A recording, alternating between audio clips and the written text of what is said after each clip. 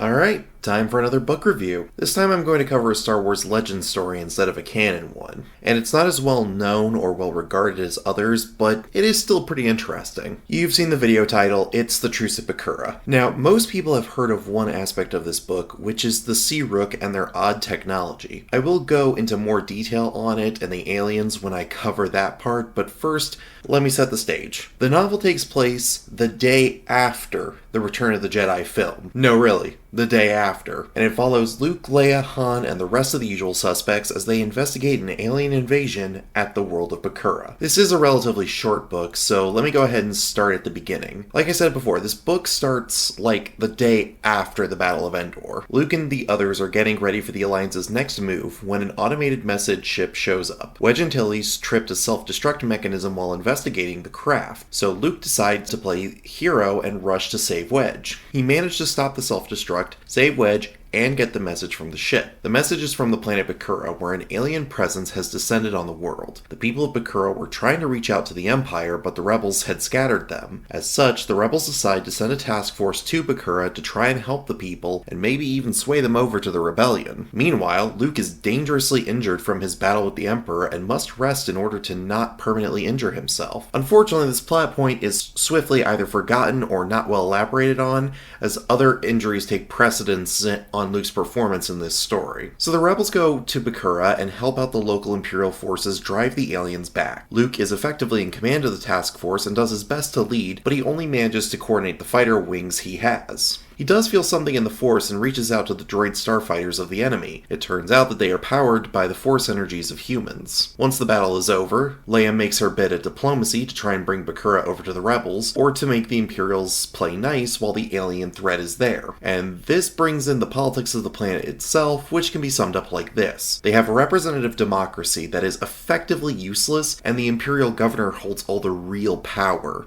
So it's your typical Imperial world. The planet hates droids and aliens, but it's valuable to the Empire because of the repulsor lift technology that they make and the local flora that can be made into alcohol and slightly addictive candy that has a euphoric effect. That and the planet is all humans. So, as you can imagine, diplomacy is strained and no one makes a breakthrough until the aliens are ready to attack again. And while the fleets are repairing themselves and the talks are ongoing, some of the characters get fleshed out and get an arc in the book. Luke gets the hots for a senator who believes in a cosmic balance and thinks Luke upsets it, but Luke helps her aunt to recover from something the Empire did and shows that he is a good person and that the Jedi aren't evil. So yeah, they develop feelings for each other. No surprise there. More on how that ends later. Leia's dealing with the deep-seated issues she has regarding Darth Vader being her father, which isn't helped when Anakin appears as a Force ghost begging for her forgiveness. We also see that the Imperial commander is not a total monster, and you get absolutely no points for guessing that he betrays the Empire and joins the rebels at the end of the book. The last big thing to focus on are the aliens, the Ssi-Ruvi. They were called to Bakura by Palpatine for an unknown purpose, although it is suggested that the reason may be that the Emperor wanted to have the droid starfighters that the Ssi-Ruuk use in battle. We see the Ssi-Ruuk through the eyes of a human they have captured named Dev. It's not clear for a chunk of the book if Dev is under some sort of hypnosis, or if he's indoctrinated, as he has lived among them for years. But later on we see that he is treated as a pet and forced to undergo hypnosis sessions combined with drugs to keep him in line, and he is kept by the Ssi-Ruuk for his Force talents. While he is not a full-fledged Jedi, he does have enough control over the Force to force people to calm down. This is useful to the Ssi-Ruuk due to a process they use called entekment. This process sucks the Force energy out of a subject and allows it to act as an energy source for Ssi-Ruvi technology, and they want subjects to be calm to make the process quicker and easier. They also use Dev to spread propaganda about how entekment frees humans from the miseries of life. Of course, this process makes your soul a slave to a bunch of space velociraptors, but yeah, what a great deal. Oh yeah, pretty much all depictions of the Ssi-Ruvi depict them as space raptors. They also have a caste-like system, but not really. The big thing to keep in mind is that they have a slave species that does fighting for them, along with their droids. They also believe that if they die around an unconsecrated star, then their souls are lost to the void of space. This makes them total cowards who run at the first hint of death or trouble. They also believe their slave species have no souls, so they use them for power when they have no humans. But enough about about the space lizards, let's talk about Dev. During the battle, Dev reaches out and finds Luke, which causes some of his mind control to break. The Ssi-Ruvi then formulate a plan to kidnap Luke so they can make him and tech humans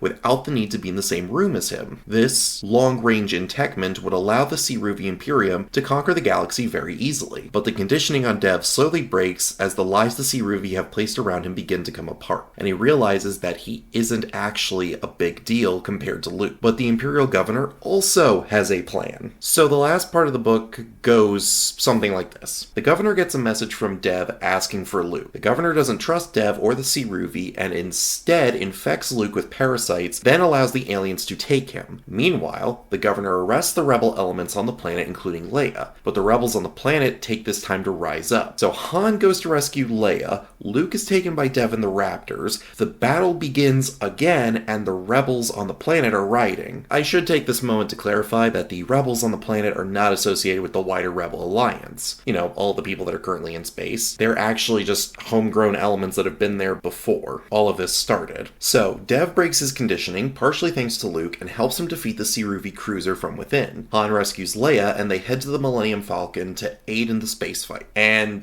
the Bakurans screw with the Imperials. The fight goes well, and the Ssi-Ruuk retreat, and the Imperial fleet turns on the rebels. But the rebels beat the Empire in space because Luke commandeers the Ssi-Ruuk ship and uses it to distract the Imperial Star Destroyer, called the Dominant, long enough to let the rebels carry the day. The Bakurans capture the governor and take the world. Meanwhile, the Imperial commander surrenders his ship to the rebels, but in all the chaos, Dev dies from his injuries and Luke nearly dies from the parasites in his body. He uses the Force to draw them out and then kill them. The rebels convince the Bakurans to join them, and the governor dies trying to kill Luke and escape. The senator lady from earlier does not go with Luke despite the fact that she wants to be with him, so they all pack up and head back to the rebel fleet, and the book ends. So let me start by talking about how this book is written. It definitely has some issues as the writer tries to explain things but ends up doing it in such a bland way. Events that should make me feel fear or excitement end up making me feel nothing at all. The whole thing just feels a bit clunky with odd word choice and entire paragraphs dedicated to nothing important. There is an entire paragraph dedicated to the thoughts of the Imperial commander after he meets Luke, which has no bearing on future events in the plot. The characters are pretty much what you expect and don't do anything crazy. I will say that I am impressed that they managed to keep everything clear at the end of the novel when everything starts ramping up. Otherwise, the middle of the book is rather slow and dull without much going on. I would like to point out that the characters' plot lines are at least somewhat interesting. Leia having to deal with her feelings towards Vader was a great idea that I don't think other works really built on. Luke having a love interest was interesting and would start the chain of love interests for Luke. Luke deciding that he was going to apprentice Dev was an out-of-nowhere turn, and in later novels, Luke would not take on any students until he felt he was ready. So this gets retconned pretty quickly by later novels. It was cool to see how the Ssi-Ruvi worked through the eyes of Dev, but I do think that the race was a little silly. I understand that this book was written during a time where the idea of, but what if it was in space, was considered cool, but the Ssi-Ruvi kind of feel out of place. They're just space raptors who have a weird religion and they power their tech with souls, which all sounds cool, but it clearly never took off, as the Ssi-Ruvi pretty much never appear again. Also, the terms are all weird for referring to this species. The term Ssi-Ruuk is singular, but the term Ssi-Ruvi is plural, and entechment is just awkward to say. And I won't even go into the names for things such as names of actual Ssi-Ruuk characters or the names of their cruisers, because they just sound ridiculous. On top of that, despite their reptilian and raptor appearance, they speak using chirps like birds. This caused them to have the nickname of Fluties by the Bakurans, because they sound like flutes apparently, which also sounds ridiculous. In all, this book is relatively harmless and just adds some neat ideas to Star Wars, but I can't say I'd recommend it, as while it is short, it isn't very fun to read. There's a reason why most people who cover Star Wars lore tend to talk about the Ssi-Ruvi and not mention the plot. What gets me most about this book is that it's still better written than most of modern Star Wars novels that Disney has been putting out. But that's where I'm going to leave it for now. See y'all next time, and hit the buttons, do all the other algorithm positive things. I'd greatly appreciate it.